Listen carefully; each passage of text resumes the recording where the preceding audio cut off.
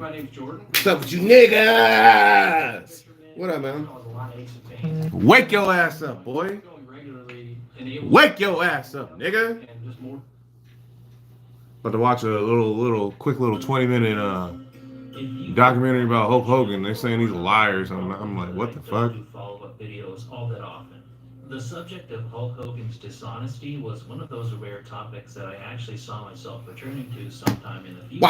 Because, as I said in my first video, it's such an extensive topic. Q&A though, Q&A. I'm about to smoke with your boy. This soon, though.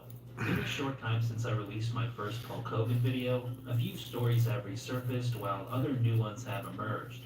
One piece of information regarding the infamous Hulk So what? to meet Vince McMahon. All right, we back. Looked him up and down, and he was a monster at 6'10" and in really good shape. And Vince goes, "I'm gonna call you the Undertaker." I just said, "Oh my God, Vince."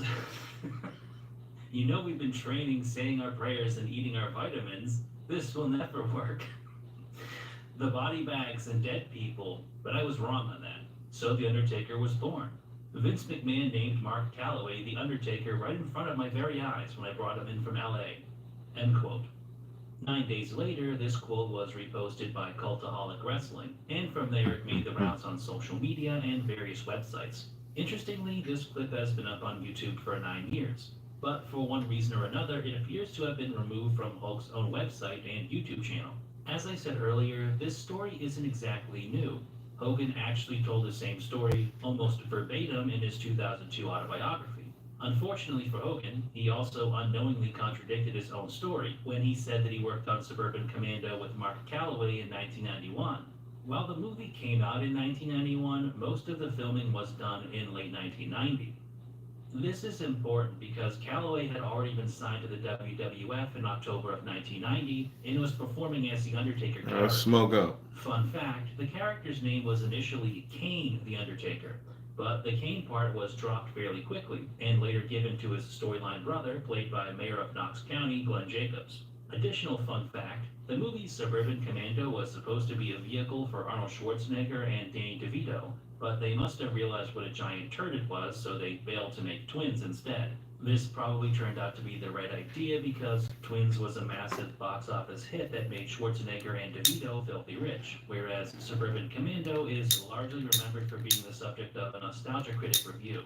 Hogan would end up taking the role of intergalactic hero Shep Ramsey, while DeVito's role, I presume, would go to Christopher Lloyd. I was frozen today!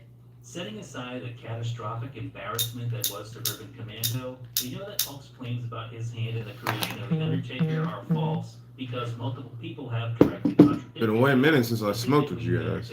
How y'all doing? Calloway has described how, after hitting his ceiling with WCW and being told that nobody would pay to watch him wrestle, he was fed up with the promotion and decided to leave for the WWF.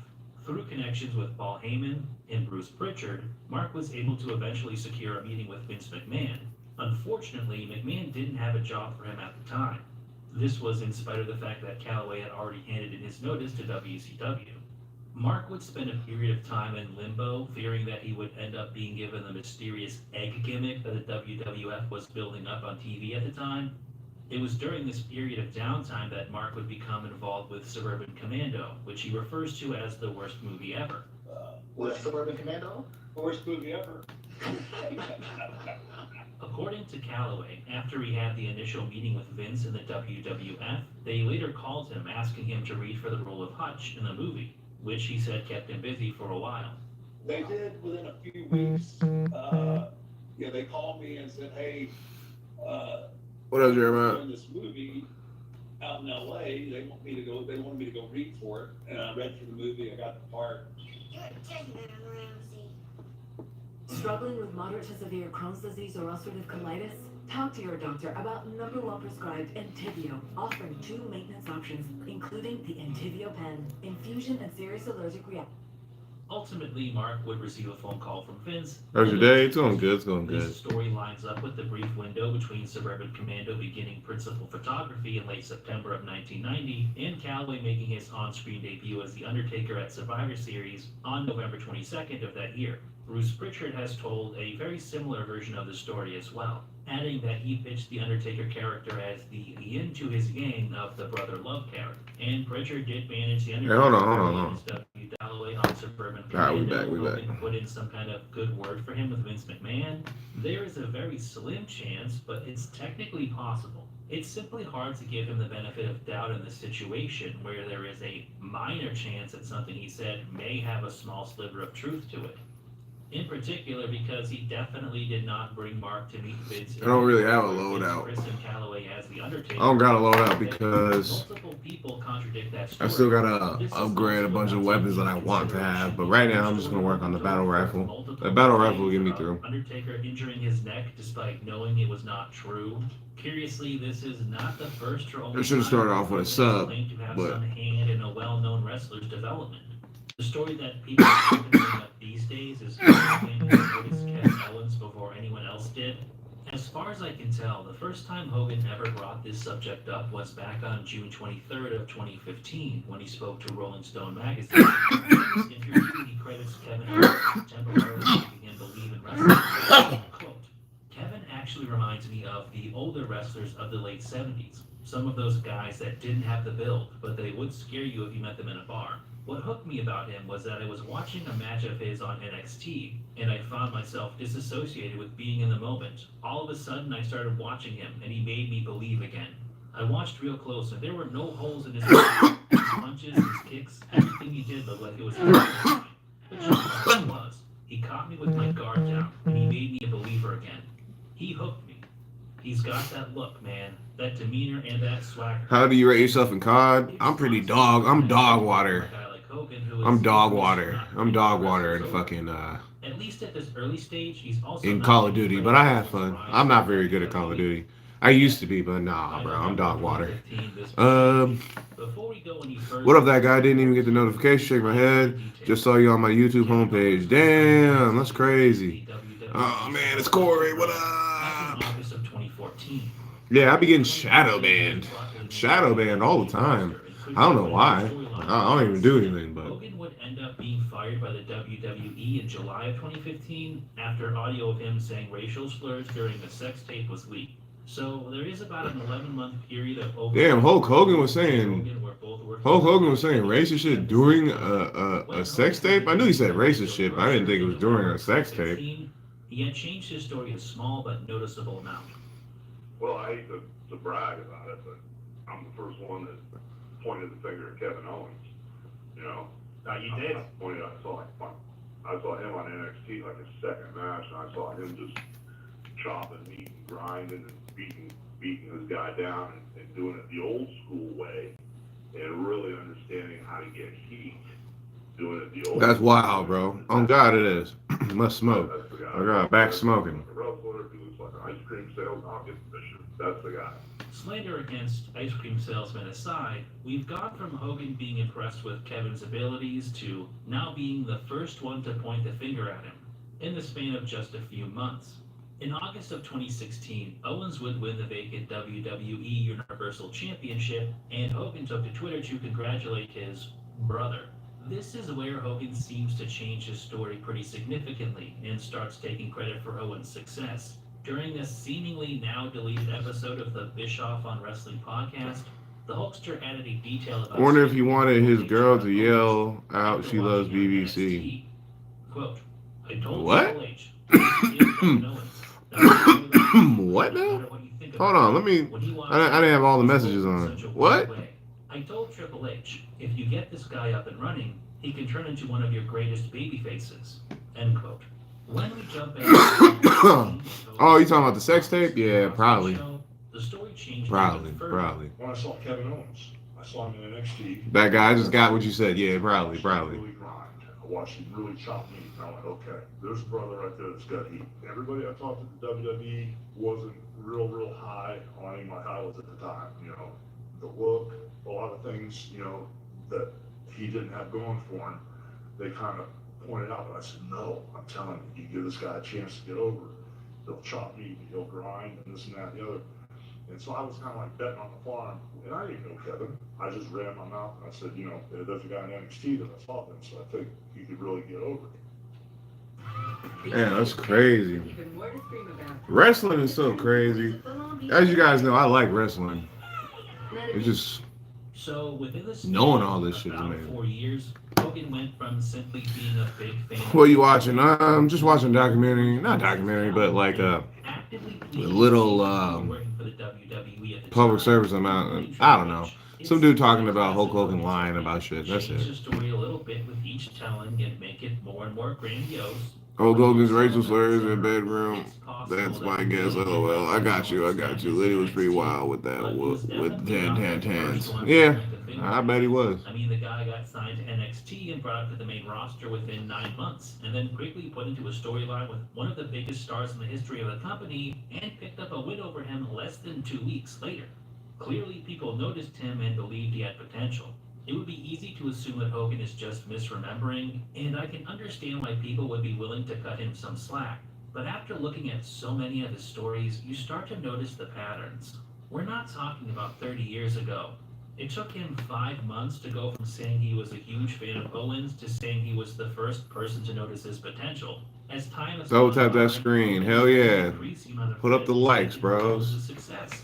It feels deliberate. While it's not from the list of Hogan's tall stories, Owens' story illustrates how he moves the goalpost with each retelling of a story. So at the end of the day, it becomes all but impossible to know where the truth ends and the embellishment begins, at least without hard evidence. Which brings me to Hogan's recent interview with the 700 Club. Now, Hogan's relationship with Christ and his born again status is a deep topic in and of itself. But let's not get into that here. Maybe we'll save it for another video.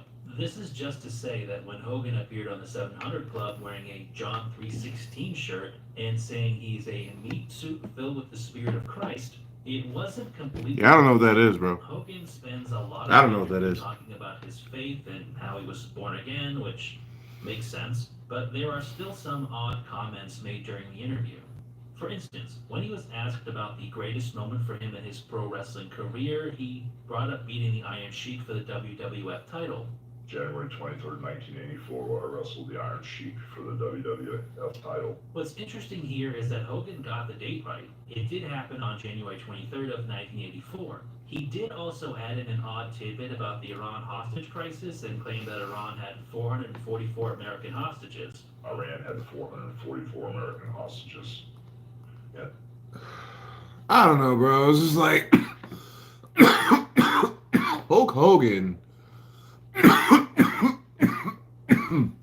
Hulk Hogan is old. I don't really expect him to remember everything. And then, like, him embellishing things, I don't know. I don't think that's too bad. I don't know. Never keeping our Americans in. Couple problems here. The Iran hostage crisis lasted 444 days from November 4th, 1979 to January 20th, 1981. So this event ended 3 years before Hogan wrestled the Sheik. Curiously, Hogan also doesn't mention this in either of his two books, despite discussing the match with the Iron Sheik in both of them.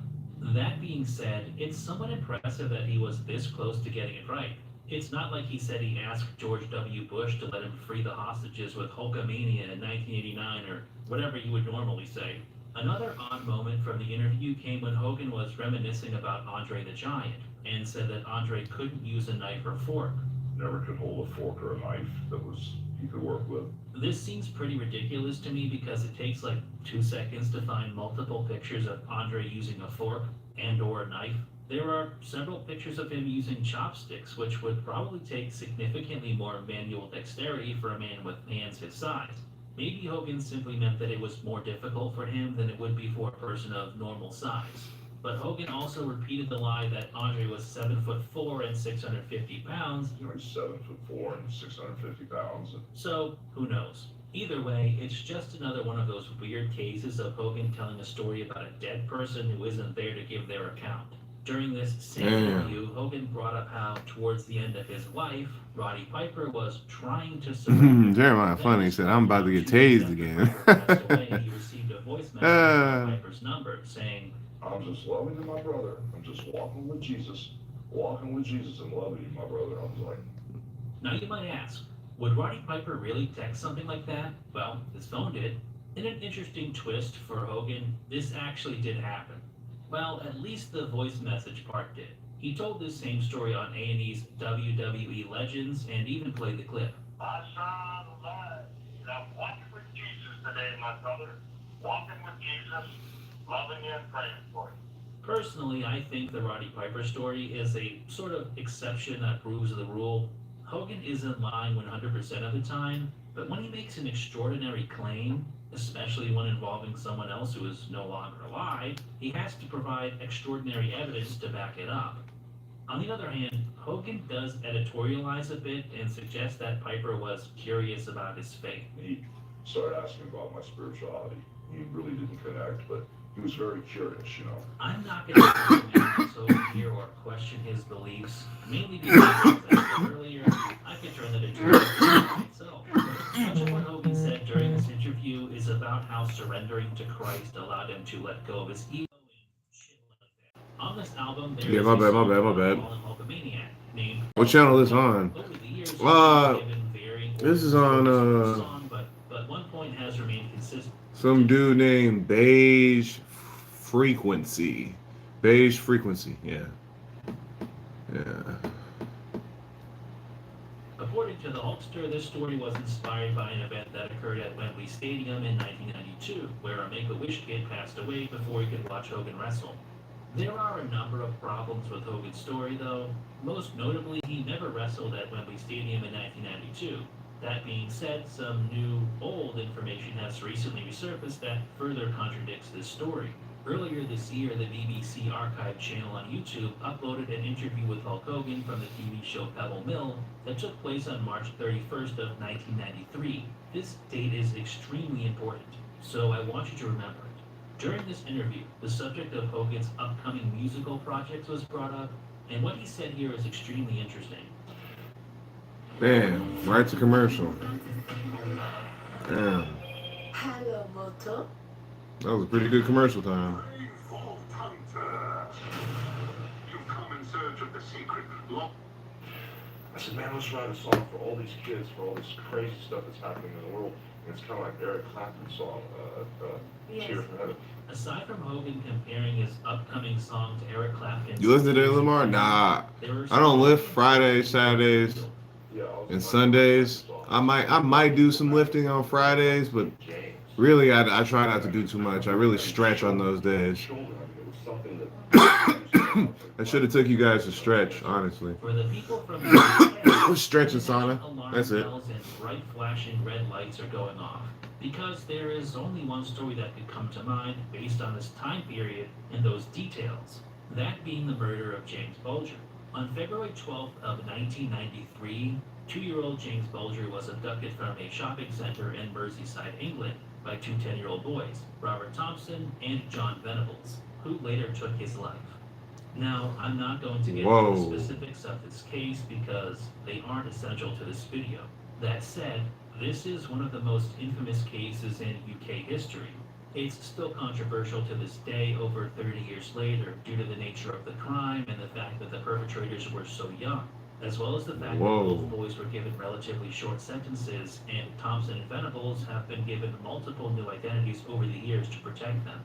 With that in mind, it would be a f***ing insane thing for Hulk Hogan to claim he was going to write a song about that a month after it happened. It's called Another Hulkamaniac in Heaven.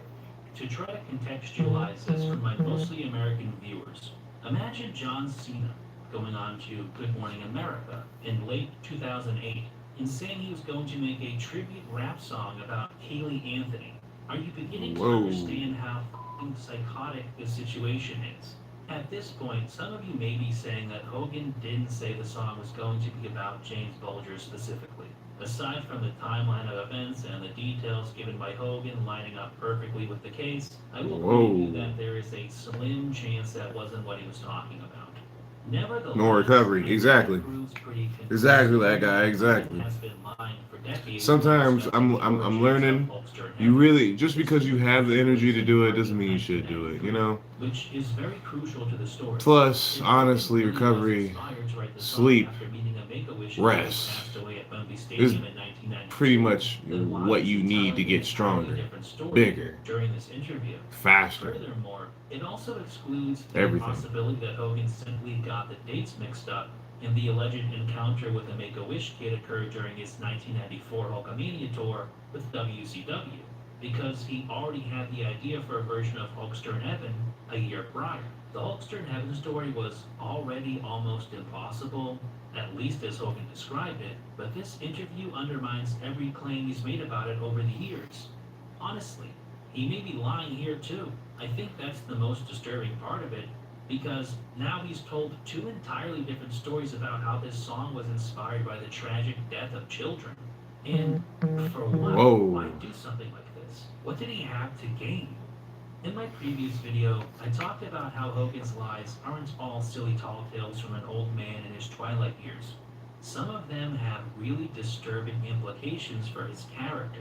I think it was bad enough that he tried to retrofit a narrative about a Make-A-Wish kid onto the Hulkster in Heaven song decades later, but this is far, far worse if you ask me. He was a month removed from this tragedy, and already thinking of ways that he could exploit it for his own gain. It's hard to think of something more cynical and depraved. I don't have anything else to add to that, really. As always, I want to thank you for watching the video, as well as liking, commenting, That was and pretty good. subscribing.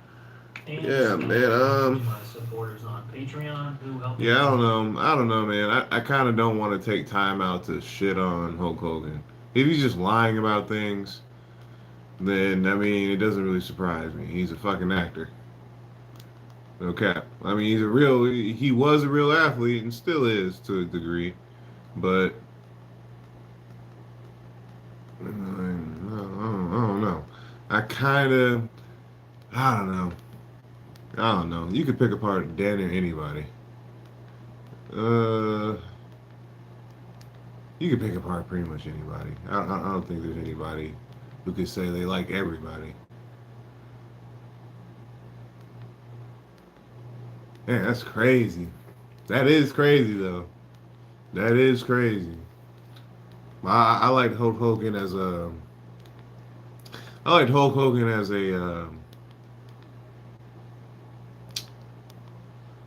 wrestler, though. I can't talk about what he's doing outside of wrestling, bro. I'm not there. You feel me? Dwayne "The Rock" Johnson is one of the most well-known and influential people in modern media. He was a successful and influential professional wrestler who went on to become one of the biggest movie stars of the last 20 years. He's also an enormously popular influencer on social media, with nearly 400 million followers on Instagram alone. And if he were to run for president, polls show that nearly half of Americans would consider voting for him. In short, Johnson is a ubiquitous figure in pop culture who is almost impossible to avoid. But there is a question about The Rock that simply can't be ignored. For years, rumors and speculation have swirled around him, and many people believe that at his age, his physique cannot be achieved or maintained naturally. With his brand increasingly being tied to his physique and his physique continuing to push boundaries year after year, the speculation only grows, and it shows no sign of stopping anytime soon. Before we delve too deeply into the rumors and speculation about Johnson, I think it's worth briefly going over how his physique has changed over the years, because it's rather interesting. If you look back to the time before his professional wrestling career, when he was attempting to be a football player, you can see that he was a relatively big guy. It's not entirely surprising when you look at his father and his maternal grandfather, who were both large gentlemen. Johnson clearly has good genetics for size and athleticism. When he took up pro wrestling, he seemed to lose a little bit of the size, though. He also looked softer than he would in later years. Over the next half a decade or so, Johnson slowly and progressively leaned out, to the point that by the early 2000s he had some abs, as well as relatively noticeable definition in his shoulders and chest. 2001 was a particularly important year, because this was the year that Dwayne would make his big screen debut as the Scorpion King in The Mummy Returns. It was a pretty minor role, and he's mostly just a giant CGI main scorpion monster, but it was soon followed by a role as the main character in a full. You ever see the video of Lenny and Genova meeting Hulk Hogan? Nah, I didn't see that one. Role, but if anything, I'd argue he put on Put that in got a little less the community tab so I can watch it. 5 years or so. You can actually see Johnson get progressively smaller, and not just getting leaner or more shredded. He's clearly losing mass. This downsizing is the most notable by around 2000. Damn, he did look skinny. Specifically, Damn. the game plan. Dwayne looks considerably smaller in this role. In particular, his neck and traps seem to be much reduced. Damn, that's crazy. Before, but especially when compared to the Ninja Turtle-like traps he has these days, which Damn, that's wild, bro. No way. His face also seems thinner. Damn, he did look so much skinnier. In comparison with recent pictures of him, he looks almost unrecognizable. Looking at The Rock from the 2006. Damn, that's crazy. I could be convinced that he's natural. He doesn't look abnormally large here. He kind of just looks like a guy in his 30s with good genetics who lifts regularly. And I have a theory for why. During this period of time, and basically up until 2010, Johnson wasn't taking many action roles. He was only in 3 action early movies. Hell yeah. Tall and Doom. He was. I forgot. I swear to God, I forgot. I was like, damn. I was thinking, like, damn, The Rock's always been kind of big. But then I forgot. Yeah, that nigga was skinny. Too big, and that he wouldn't make it if he kept his pro wrestling physique and persona. It's important to note that by this time, Johnson was already in his mid-30s, which is the point at which you've already hit your physical prime and things like testosterone levels begin to decline. But this is where it gets even more interesting, because as the late 2000s came and went, Dwayne started getting bigger again. So that by 2010 and 2011, he was arguably bigger than he had ever been up to that point. To lend further support to my theory about why Johnson downsized in the mid-2000s, his subsequent growth coincided with an increased number of roles in action movies, particularly joining the Fast and Furious franchise. This trend culminated in 2013 with the Michael Bay movie Pain and Gain, where Dwayne played a fictionalized version of famous bodybuilder Leonard Person, aka Big Lenny. Damn. Johnson put on a significant amount of size for this role.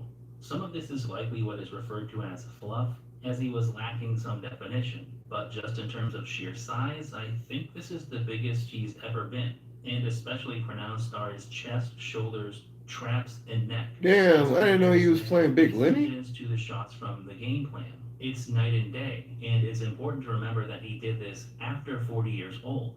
Damn. I think this was the moment when people started to notice Johnson's transformation. I remember back in the day, these pictures went a bit viral, and people were talking about just how big The Rock had become. In my opinion, this is also where Johnson's physique starts to become the focal point of his career. Following Pain and Gain, he would star in Hercules, where Hercules was clean. Either shirtless or wearing something without sleeves. He was huge in that fucking movie. He was huge in that motherfucking movie. I was like, damn, Rock. The lion's share of his roles since the mid-2010s have been Hell no. He plays muscular guy who does something. Muscular guy who chases Vin Diesel. Muscular guy who flies a helicopter. Muscular guy who trains a giant albino gorilla. Muscular guy with a prosthetic leg, etc. This has created a bit of a sticky situation, though. Unlike other actors, he got huge, especially for that movie Pain and Gain. Yeah, he definitely did. Since he is kind of just playing The Rock in most movies, and a major facet of The Rock is being jacked, he basically has to be like this full time. He has to maintain this physique, if not improve it. As he gets older, this becomes increasingly hard to believe, especially because he seems to be pushing his physique even further in recent years. It gets even more outlandish when you hear Johnson say that he's prioritizing longevity. My priority is longevity. I don't think anyone with any understanding of health or medicine would tell you that being nearly 280 pounds ripped would be good for your long-term health. The amount of mass is simply taxing on your entire body. If Johnson was prioritizing his health and longevity, he'd probably downsize back to his more svelte physique of the mid-2000s, rather than trying to get bigger and more ripped. This is where we get into the myth-building of the persona, and it starts with his diet. You haven't had candy since 1989. Dwayne, it's so funny. He calls himself Rock Jemima in the kitchen. Because when you talk about The Rock, his seemingly superhuman diet and workout regime is always at the forefront of the discussion. What The Rock eats, or at least what he says he eats, has stayed pretty consistent for about 10 years now. My diet has honestly pretty much remained the same for the past 5 to 10 years. When he was promoting Hercules back in 2014, he described what he somewhat jokingly called the 12 labors diet. As he detailed on Twitter, this meal plan consists of 7 meals. Meal 1, a 10-ounce filet with 4 egg whites and 5 ounces of oatmeal or cream of wheat, measured dry. Meal 2, 8 ounces of chicken, 2 cups of white rice, 1 cup of broccoli. Meal 3, 8 ounces of halibut, 2 cups of white rice, 1 cup of asparagus. Meal 4, 8 ounces of chicken, a 12-ounce baked potato, and a cup of broccoli. Meal number 5, 8 ounces of halibut, 1.5 cups of white rice, and 1 cup of asparagus. Meal number 6, 8-ounce filet, 9-ounce baked potato with salad. And meal number 7, 30 grams of casein protein and 10 egg whites scrambled with onions, peppers, and mushrooms. It's hard to tell how serious this diet actually was because he also included 1 cup of fresh Nemean lion blood. Who does this guy think he is, a Liver King? Actually, now that I think about it, what is it with guys with the last name Johnson? There's also that translucent billionaire who's trading blood with his children. Maybe that's a subject for another video. Over the last decade, Johnson has wavered very little when describing his eating habits, except for changing his fish up from halibut or cod to salmon for some nebulous health reason. Just recently transitioned my cod meals of the day to salmon, which I hate, by the way. I hate salmon, but it's a great fish in terms of your health and fitness. As well as eating buffalo instead of steak sometimes. Maybe he includes some blueberries or whatever, but the general outline is the same. 6 to 7 meals. I do eat 5 to 6, sometimes 7 meals a day. A protein, a carb, and some kind of veggie most of the time. 10 ounces of rice, a cup and a half of white rice again, with some greens on a salad, or maybe even a sweet potato sometimes. Usually protein, and that one is usually chicken, like a rice, as well as chicken breast. I'll have some greens. If you're at all familiar with movie star diets, you'll recognize this as a slightly more diverse version of the Rock broccoli and rice diet that so many celebrities claim to use when they need to bulk up. Brown rice, grilled chicken, broccoli. Chicken, fish, steak, steamed vegetable, and occasionally some brown rice. It was about 9 months of chicken breast and broccoli and training. But eat at least 2 rotisserie chickens a day myself. It's similarly hard to believe for a number of reasons. The first is the one that should be the most obvious to anyone. Dwayne Johnson is worth like $1 billion. He has a personal chef and a nutritionist who work with his strength and conditioning coach. There's a handful of chefs who I work with, and I have one advisory chef who speaks to them. Johnson can afford to have thousands of pounds of his personal gym equipment shipped to wherever he's filming. He's not a regular person who has to think about what he's going to eat 7 times a day. It's delegated to other people. He doesn't need to be eating like a bro science lifter on a budget. He could, and let's be honest, probably is eating a way more diverse and delicious diet than something Jason Genova could make in the microwave. There are 0 logical or logistical reasons for him to be eating basically the same 3 meals every day of his life, except for his supposedly epic cheat days. The second problem is that it just doesn't make sense. And I'm not the first person to point this out either, but in recent years, The Rock has claimed to eat about 6,000 calories a day. It's probably somewhere between 5,000 and 7,000 calories a day, but anywhere between 6 to, well, I would say possibly almost 8,000 calories a day. That doesn't add up. Like, literally. Just stop and think about it for a second. If he's eating 6,000 calories a day and eating 6 to 7 meals per day, each meal would have to be pushing 1,000 calories. And if you just look at something like his Hercules diet plan, it just doesn't approach those numbers. You want to be smarter with your money. Damn, they're breaking down my boy The Rock, man. Damn. It's a carb, either rice or a sweet potato, and some chicken. You think that's also going to be over 1,000 calories? Bit of rice and some chicken? Doesn't sound like he's well on his way to 6,000 to 8,000 calories now, does it? Just to put things into perspective, 6,000 calories is as much, if not more food than Mr. Olympia winning mass monsters like Jay Cutler and Ronnie Coleman were eating while bulking. They buy a whole cow at a time. Time I was eating probably 4 meat pounds of meat a day, but I'd buy 150 pounds of chicken at a time. I'd buy 30 dozen eggs, so I'd buy a whole case of eggs. I don't look forward to eating anything. If you ask me what my favorite food is, I don't have a favorite food. I don't like to eat anything. There's nothing specific that I like. The Rock isn't bulking though, which we know because his trainer has said that he can't put on the extra fat due to his demanding acting schedule. So where are all of those extra calories going? And to be fair, he's not the only one to make these claims. Early last year, Hugh Jackman said that he was eating around 5,000 calories per day to bulk up to play Wolverine again in Deadpool 3. I complain about it all day long. I'm in this thing right now where I'm eating 5,000 calories a day. I'm just loading, eating. Then a month later, he tweeted out his meals for the day that allegedly totaled over 8,000 calories, if you want to believe that. I'm not going to break out the compilation, but over the years we've heard so many actors discuss the supposedly enormous amounts of food they need to eat and the drastic lengths they need to go to consume it, such as blending up meat smoothies like they're fucking Marcus Rule or something. So I would just put it into a blender, blend it all up, and just drink chicken. Isn't that good? It makes you ask the question, why? I think there are a few reasons.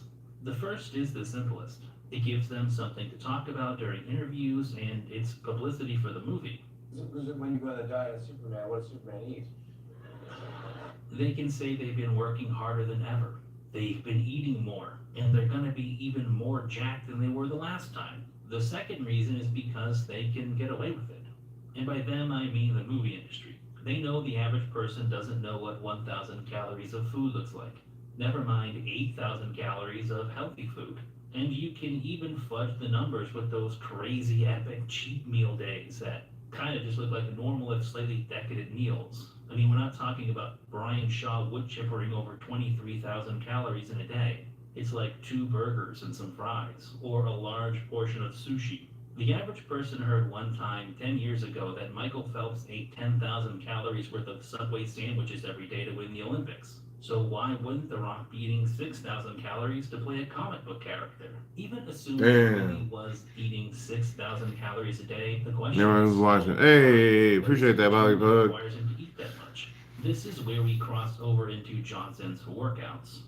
The problem here is that it's hard to know what he actually does in the gym. There is a lot of footage of The Rock training, but it's difficult to say whether they're really part of his routine or if it's just something flashy or different for Instagram. If you Google The Rock's workout plan, you'll come across countless breakdowns from official and unofficial sources, going back over a decade. Similar to his diet, it's hard to know what to make of any of these workout plans because, while they may look normal at first glance, they begin to make less sense when you look at the details. For reference, I'm going to use the workout plan Johnson. Yeah, I'm still smoking, Bobby Bug. I'm still smoking. First, because this Still information smoking. came out fairly recently. Additionally, I think this is the craziest. Damn, that's crazy. Peak sizes ever, but You know also what? I never really just thought about it that Johnson deeply. also claimed that this was the hardest undertaking of his career.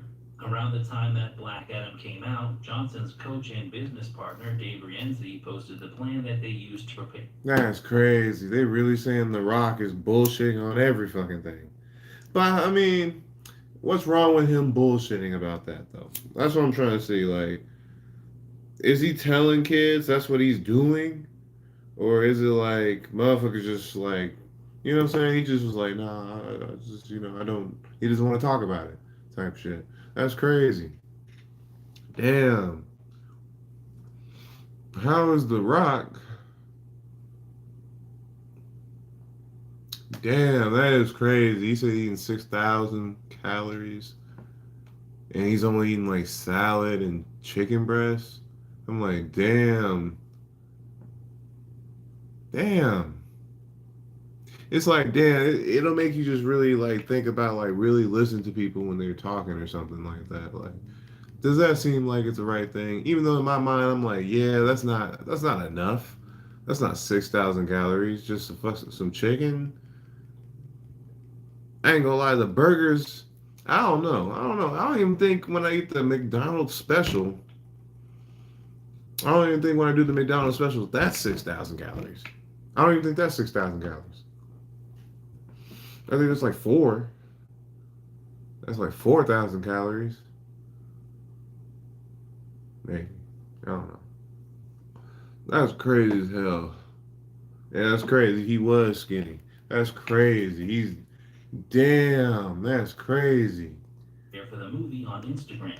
You can see from the What's up, my boy? Johnson was doing What's good, TJ? major movements for each muscle group, with each movement consisting of 3 to 4 sets of 10 to 12 reps, with some lifts getting up into the 20 plus rep range. We also know that he's training 6 Damn, they talking shit about my boy, up from what he was doing even The in Rock. his 40s. Generally train about 5 days a week, and then there's 2 days off. So sometimes there's 2 days off in a row that I take. So This is a level of volume and frequency that is on par with what a lot of top bodybuilders do. And certainly some of the greats like Dorian Yates have managed to get by with lower rep ranges and less frequency. I don't know exactly what kind of weight Johnson is using for a lot of these movements, but he is a guy who says that 275 pounds for 8 reps on incline bench is not too heavy because he has a reconstructed shoulder. So just to recap a bit, Johnson is training as frequently as some of the greatest bodybuilders of all time did in their prime, while eating as much as they did during a bulk without gaining any extra fat, and he's doing this while totally natural in his 40s and 50s. Damn, shit on my boy. Even being generous to Dwayne Johnson, it would be highly improbable that he is natural. Yes, he obviously has good genetics. He's also definitely a hard worker who spends a lot of time in the gym. But no matter how good your genetics are and how hard you work, there are limits. That's been so far. It's been good, bro. I've just been chilling. Smoking, about to go do something. Yeah, I'm about to leave now, actually. All right, boys. I'm finna get on down. See you niggas later.